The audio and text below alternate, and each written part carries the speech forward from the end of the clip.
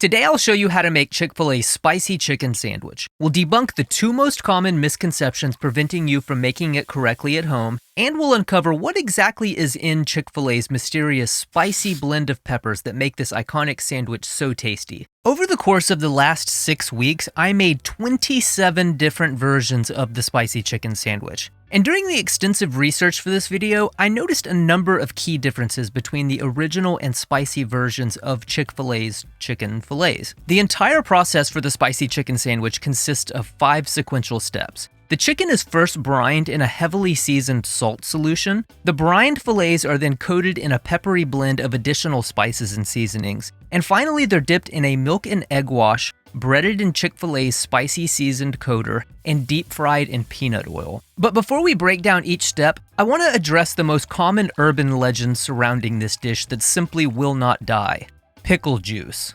For the record, Chick-fil-A does not brine the chicken for their original or spicy sandwich in pickle juice. This is confirmed by hundreds of current and former employees, and by simply looking at the ingredient list on their website. What they do use is a salty brine infused with spices that gives their chicken that distinctive flavor and seasoning all the way through their fillets. It's this brine that ensures Chick-fil-A has the most tender and juicy chicken imaginable. The spicy brine differs from the original in a number of ways. First, it's not as sweet. In fact, there doesn't seem to be any sugar at all if we reference the official ingredients. And secondly, it includes an aromatic seasoning in the form of garlic powder we don't find in the original version. I tested several versions with different ratios of salt, and I found a 6.7% brine got me closest to what I tasted from the restaurant. Using baker's percentages, this is 67 grams of salt in 1 liter or 1,000 grams of water. But before we make the brine, I want to make a quick public service announcement. If you use the wrong amount of salt, it will ruin it. I'm going to use volume for the video, but I highly recommend doing this by weight for accuracy. Something like this kitchen scale is good for bigger weights, and this jeweler scale is perfect for weighing small amounts, like fractions of grams.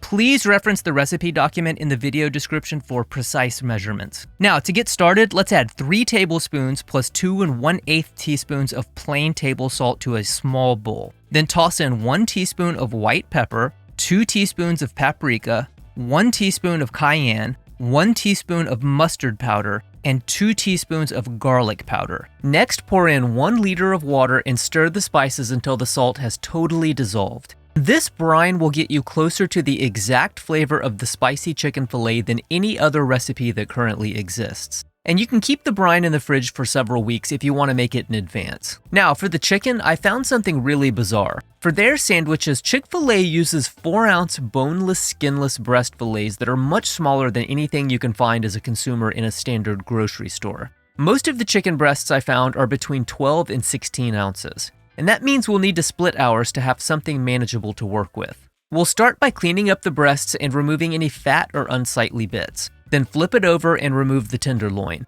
You can save this for another use or toss it in the brine with the fillets to use for a chicken tender. For sandwich fillets, the best method I found is to trim off the narrow end about halfway up the breast like this. Then take the thick half and split it horizontally, butterflying and cutting it in half like this. Now take each of these cutlets and place them under a piece of plastic wrap. Then pound them out with the smooth end of a meat mallet. We're looking for thin, uniform fillets so they cook evenly. And depending on the size of your chicken, this technique should give you about 3 sandwich fillets and 1 tenderloin per breast. After the chicken is sectioned, we'll add it to the spicy brine. Now, you can get away with a little more or a little less, but I've consistently gotten the best results with an 8 to 12 hour brine. Just make sure you refrigerate it the entire time. And it's this brine, more than perhaps anything else, that gives Chick-fil-A's chicken its signature flavor. But there's another unique step that sets Chick-fil-A's spicy chicken apart from their original chicken sandwich. During my tests for the video, I kept running into problems not being able to dial in the exact flavor, no matter how much I fiddled with the ratio of spices in the brine and the breading mixture. Then I noticed something peculiar on the spicy fillets. If you peel back the coating, you'll see there's an orange hue directly in between the chicken meat and the crust of the fillet. This hinted at an additional layer of seasoning for the spicy fillets. My suspicions were confirmed when I referenced the official list of ingredients and saw the words "coated with," followed by a list of spices and seasonings. And you'll notice the ambiguous word "spice" listed prominently in the spicy coating. So what does that mean?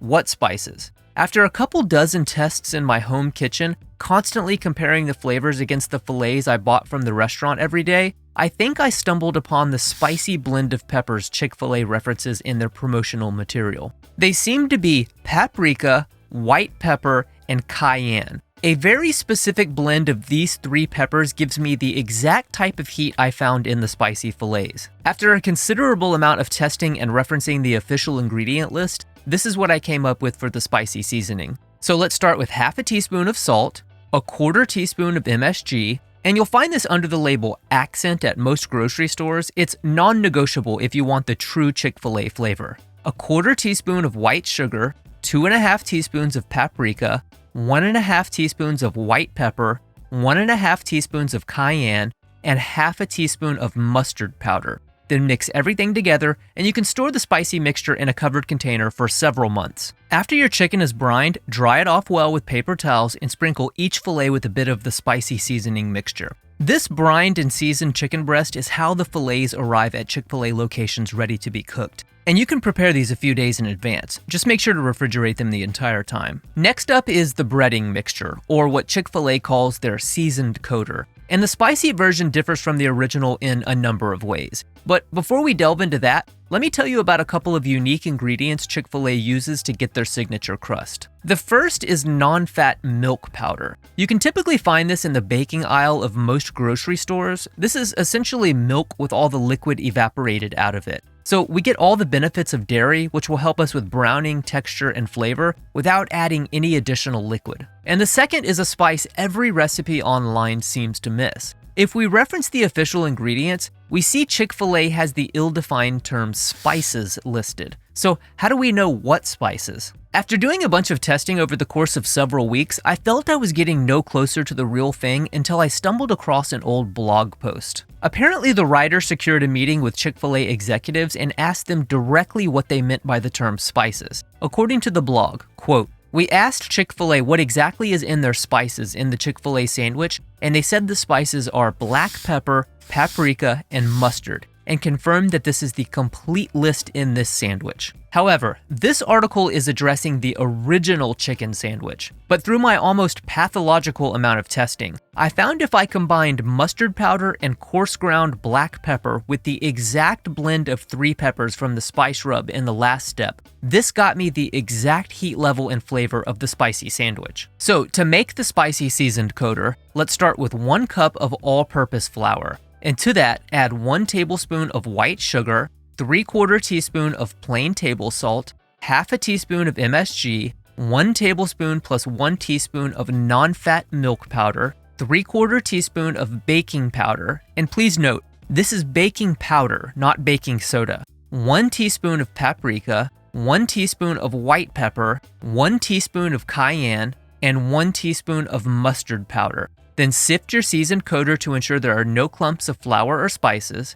And finally, add half a teaspoon of coarse ground black pepper and stir it into the mixture. And a quick note on the pepper. Make sure you're not using pure ground black pepper, which is much too fine. You want coarse ground so you can actually see specks of pepper in the final crust. And there are many ways to adjust the spice level in the flour mixture. If you want more immediate heat, use more cayenne. And if you feel like it needs more of that slow-burning medium spiciness, add more white pepper. And you can make the seasoned coater in advance and store it in a covered container for several months. And the last component we'll need is the milk wash. Chick-fil-A uses a mixture of skim milk and eggs to coat their fillets before breading them. And because we bought non-fat milk powder for the seasoned coater in the last step, there's no need to make any additional purchases. So all you'll do is make 1 cup of skim milk by reconstituting the milk powder with water by following the directions on the box. Then add 2 eggs per cup of milk and whisk until the eggs are thoroughly combined and the mixture is homogeneous. And this is how Chick-fil-A makes their milk wash. To fry the chicken, Chick-fil-A uses peanut oil. A lot of people think this gives their chicken a distinctive flavor, but in all honesty, peanut oil is flavorless like vegetable or canola oil, so really any of these will work fine. But in the interest of exactitude, today I'm using peanut oil. You can fry the chicken in a deep fryer, as I've got here, which I recommend, or a heavy-bottomed pot, like my Dutch oven. You'll just want to use a deep fry thermometer to make sure you're maintaining temperature. So let's start by heating our oil to 325 degrees Fahrenheit and setting up our breading station. Here I've got the brined and seasoned fillets, the milk wash, and the spicy seasoned coater. I've also got a baking sheet with a rack to put my chicken on after it's done frying. One trick to make extra crispy fillets is to take a few tablespoons of milk wash and add it to the breading mixture. Then mix it with your hands, squeezing it between your fingers like this until it's well combined. This is called seeding and will create little beads of thickened coating mixture that will ensure our crust is extra crunchy. While the oil is coming up to temp, it's a perfect time to toast our buns. And I've gotten conflicting information from Chick-fil-A employees about who produces their buns. Here's a list of companies workers from different stores have told me supplied their location. What this tells me is that Chick-fil-A is using regional bakers to bake their bread. We don't have access to their exact buns, but any basic, inexpensive white hamburger bun should work. You'll just have to experiment and find which one you like best. Before we fry the chicken, you'll want to butter both the top and bottom and lightly toast all your buns and have them ready. When the oil is up to temp, let's dip the fillets into the milk wash, making sure to allow the excess to drip off. Then add the chicken to the spicy seasoned coater, and you really want to press down on the fillets. This step is important. Chick-fil-A states in their training manual that your heels should actually leave the ground. So press down on the fillets with the palm of your hand to flatten it out as much as possible without damaging them. Then shake off the excess flour and place your breaded chicken into the deep fryer. And another step that's in the training manual is to dip the chicken into the oil quickly one time and pull it back out for a second before dropping it for the final fry. I'm not sure what this accomplishes, and I doubt the fry station actually does this during a rush, but I thought it was an interesting quirk. At the restaurant, they fried their chicken for approximately 4 minutes and 20 seconds. 4:20. Legend has it Chick-fil-A founder S. Truett Cathy was comprehensively baked when the ideal frying time was revealed to him in a puff of smoke. But depending on the width of your fillets, it may take a little longer, so you'll just have to test it for yourself. When the chicken is done frying, remove it from the basket to the rack on your baking sheet. And if you're making these in advance, a good place to keep them is in the oven with the warm setting on. To assemble the sandwich, we'll start by placing 2 pickles on the bottom bun.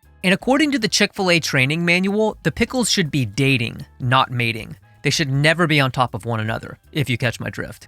And there's a lot of speculation online about what type of pickle Chick-fil-A uses. According to this long-deleted post from the company blog I found on archive.org, Chick-fil-A's pickles are a proprietary blend that comes from the aptly named Paradise Farms in Wisconsin. Paradise pickle, anyone? The problem is that these are not commercially available. But if we look at the official ingredient list, we see the use of dill spice and garlic. This tells me their flavor should be close to that of a kosher dill pickle. One of the main differences flavor-wise between regular dill and kosher dill is the use of garlic. But any type of regular dill chips or hamburger dill slices should get you really close to the restaurant taste. I would just stay away from the sweet bread and butter pickles if you're looking for the true Chick-fil-A flavor. And remember, if it ain't a dill pickle, it ain't a real pickle. Then let's place our spicy chicken fillet on top of the pickles and complete this simple culinary masterpiece with the top bun. And I know it ain't much to look at, but I guarantee you, until they open the pearly gates of heaven and reveal the official recipe, this will get you closer to the spicy Chick-fil-A flavor than any other recipe that currently exists. Now, very quickly before our taste test, I want to give you a few extra tips. First, if you want to store a big batch of the brined and seasoned chicken, you can vacuum seal the fillets and they should keep in the fridge for about 3 to 5 days. Or you can toss them in the freezer for a couple of months. You can also make the spice mixture and the seasoned coater in advance and store them in covered containers for several months. If you've got all the components made, whenever you want to make a sandwich, the whole process should come together relatively quickly. Secondly, during the research for the video, I noticed Chick-fil-A had finally released their entire line of delectable sauces in retail grocery stores. And apparently they use all the profits from the bottled sauces to send their employees to college and fund educational initiatives. So if you purchase one of these delightful concoctions, you can technically tell others you're a philanthropist. And lastly, if you want to make the deluxe version of this sandwich, just add lettuce and tomatoes on top of your pickles and pepper jack cheese on the chicken. I'm not going to make you sit through another whole video just for this information. All right, back to the taste test. I know some of you won't believe me, but before I started testing this recipe, I don't think I had ever had the spicy chicken sandwich before. And now I think it's my favorite. And if you'd like to learn how to make Chick-fil-A's original chicken sandwich, make sure to check out this video. Thanks for watching. See you next time.